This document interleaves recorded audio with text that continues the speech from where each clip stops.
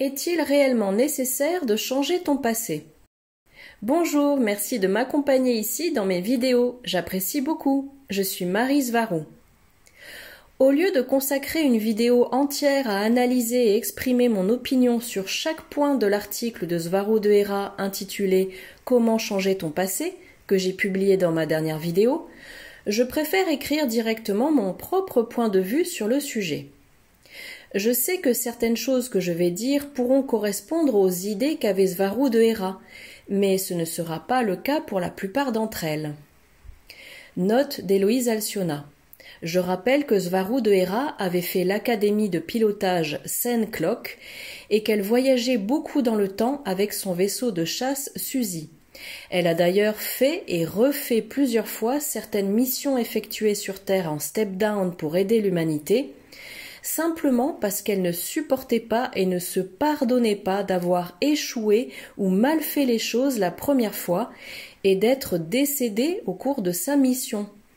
Donc, à peine décédée, elle se réincarnait exactement dans la même Svaru de Hera depuis le début. Elle naissait, elle grandissait sur la planète Hera avec sa mère, puis sa mère mourait quand elle avait 13 ans, et elle repartait faire l'académie Sencloak à Témer. Puis, toujours adolescente, elle repartait toute seule en mission sur Terre et voyageait dans le temps à différentes époques de l'histoire pour tenter de refaire ses dernières missions correctement, cette fois-ci en échappant à ses agresseurs. C'est ainsi qu'elle était tombée dans une boucle de réincarnation successive dans la même Svaru de Hera, depuis la numéro 1 jusqu'à la numéro 9, qui est celle qui a communiqué avec Robert Egossia pendant 2 ans et demi, avant de décéder à bord du Toleka en mars 2020, à seulement 20 ans. En effet, ces 8 réincarnations en boucle successives dans la même Svaru, sans jamais passer par l'entre-deux-vie ou la source pour s'y reposer en tant qu'âme, l'avaient totalement épuisée moralement et donc physiquement. Je raconte tout cela dans ma vidéo intitulée « Jeanne d'Arc et les sauts temporels » par Svaru de Hera, sur ma chaîne YouTube Héloïse Alcyona, dont j'indiquerai le lien sous cette vidéo. Fin de la note. D'autant plus que j'ai aussi une perspective générale différente sur le sujet, en particulier sur l'attitude que nous devons avoir face aux événements de notre vie qui se sont déjà produits. Nous aimerions tous changer au moins une chose dans notre passé, même lorsque nous avons très bien vécu celui-ci. Mais nous pouvons aussi accepter notre passé pour ce qu'il est, le bon comme le mauvais, parce que sans lui, nous ne serions pas les personnes que nous sommes aujourd'hui. Les événements de notre passé façonnent ce que nous sommes aujourd'hui, non seulement en nous plaçant dans les circonstances et dans la ligne de temps qui nous mène où nous sommes maintenant, mais aussi grâce à tous les bagages d'expérience que ces événements nous apportent et qui nous permettent d'interpréter notre vie actuelle et de valoriser ou de donner une valeur à tout ce que nous sommes, à ce que nous avons et à ce que nous apprécions dans notre vie. Ensuite, nous arrivons au sujet de la gratitude et au fait que nous devons nous concentrer sur ce que nous avons et être reconnaissants pour cela. Le simple fait d'avoir un toit sur nos têtes, de la nourriture sur la table et une table pour mettre de la nourriture est suffisant pour être reconnaissant. Si nous nous concentrons sur ce que nous n'avons pas, en étant dans le regret ou la mélancolie, nous ne serons jamais heureux avec ce que nous avons. Et nous ne serons pas heureux non plus avec ce que nous voulons mais que nous n'avons pas encore. Parce que le fait de toujours se concentrer sur ce que nous n'avons pas, c'est évidemment la base de toute mentalité de carence, dans laquelle, peu importe ce que nous avons, nous nous sentirons toujours comme si nous avions constamment besoin de plus.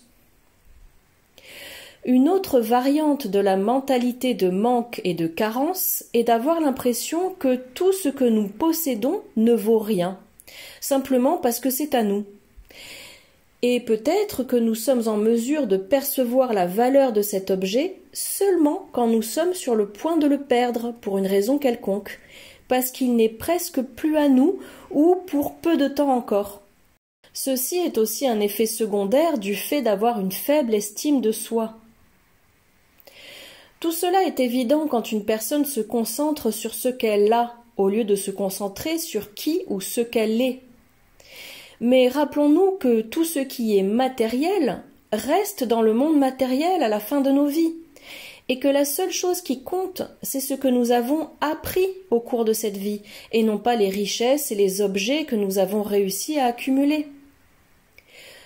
Donc ce qui compte, c'est l'expérience que nous avons acquise, et ce que nous faisons et réussissons grâce à nos valeurs, et non pas ce que nous possédons. Ce qui importe, c'est qui nous sommes tout au long de la vie et comment nous agissons, bien plus que ce que nous avons réussi à accumuler. Pour en revenir au thème de changer notre passé, ce qui compte, c'est l'attitude que nous choisissons d'avoir à ce sujet, de reconnaître le positif que nous avons retiré de nos expériences passées, et de ne pas nous concentrer sur le fait de vouloir changer quoi que ce soit. Parce que même pour quelqu'un qui dispose de la technologie permettant de voyager dans le temps, s'il veut changer un événement, il n'y arrivera que pour la ligne de temps en particulier dans laquelle il a réussi à sauter. Et malgré ce changement, il se souviendra encore d'un passé différent dans son esprit, d'où le fait que ce voyageur du temps revienne ensuite dans le passé pour empêcher que cela n'arrive.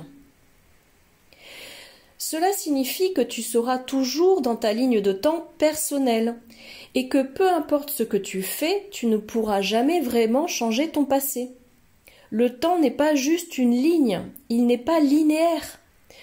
Tu crées une ligne de temps différente à chaque fois que tu prends une décision.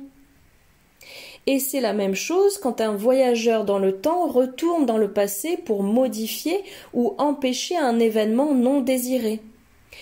Parce que même s'il parvient à le faire, cela aura pour effet de créer une autre ligne de temps alternative. Et donc, ça ne change pas ce qu'il s'est passé dans la ligne d'où il vient. Dans la manière qu'ont les taïgésiens d'appréhender les voyages dans le temps ou de modéliser le temps, celui-ci n'est pas juste une masse. Pour nous, le temps est simplement une perception qui vient de la conscience et de l'acte d'être conscient. Donc, il y aurait une ligne de temps qui se crée pour chaque point d'attention d'une conscience. Or, sachant que chaque personne avec une âme et une forte connexion à la source est un point d'attention de la source originelle elle-même, cela signifie que chaque âme, ou point d'attention de la source, est une ligne de temps à elle toute seule. Le fait de remonter dans le temps pour changer des événements ne permet pas de modifier la ligne de temps d'où vient le voyageur et d'où vient également sa décision de changer ces événements spécifiques non désirés. Tout simplement parce que la ligne des événements, ou ligne de temps, existe encore dans la conscience et dans la mémoire du voyageur lui-même. Or, l'observateur crée et modifie la réalité simplement en l'observant. Dans le modèle taïgésien du fonctionnement du temps et des voyages dans le temps, on ne peut jamais créer ni former de paradoxe, et les événements ne peuvent se produire qu'une seule fois. Ce qui signifie que les événements à l'intérieur d'une ligne de temps spécifique ne peuvent pas être changés ou modifiés, parce que si on le fait, cela ne fait que créer une autre version alternative de la ligne de temps originelle. Donc là où je veux en venir, c'est que tu ne peux jamais vraiment changer quoi que ce soit dans le passé, car tu crées juste une version alternative dans ce passé, sans pour autant modifier l'original d'où viennent en premier lieu ta mémoire et ta conscience. Alors, depuis mon point de vue, ce qui compte, c'est ce que nous faisons de cette expérience passée, le bon comme le mauvais, ainsi que ce que nous avons appris, et ce que nous sommes grâce à ce passé, désiré ou non. C'est notre attitude envers cette expérience qui compte, et non pas le fait de nous concentrer sur essayer d'éliminer ce qui est insoluble. Dans mon cas, en me prenant moi-même comme exemple, je voudrais revenir à mon passé quand j'avais 13 ans, et je voudrais ne pas être montée dans le vaisseau de ma mère, seule et sans expérience suffisante, car cela m'a conduite à me perdre gravement entre les lignes de temps et à ne pas pouvoir retourner dans mon monde originel, et le pire de tout, à ne pas pouvoir revenir avec ma mère.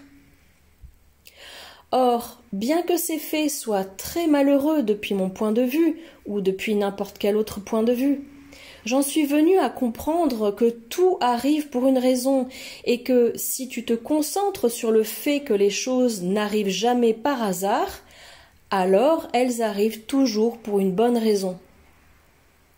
J'ai aussi réalisé que ces événements qui m'ont fait me perdre et qui, au final, m'ont amené ici, dans cette ligne de temps actuelle, se sont produits quand j'avais 13 ans, et il est intéressant de noter que la plupart des Svaru perdent leur mère à l'âge de 13 ans.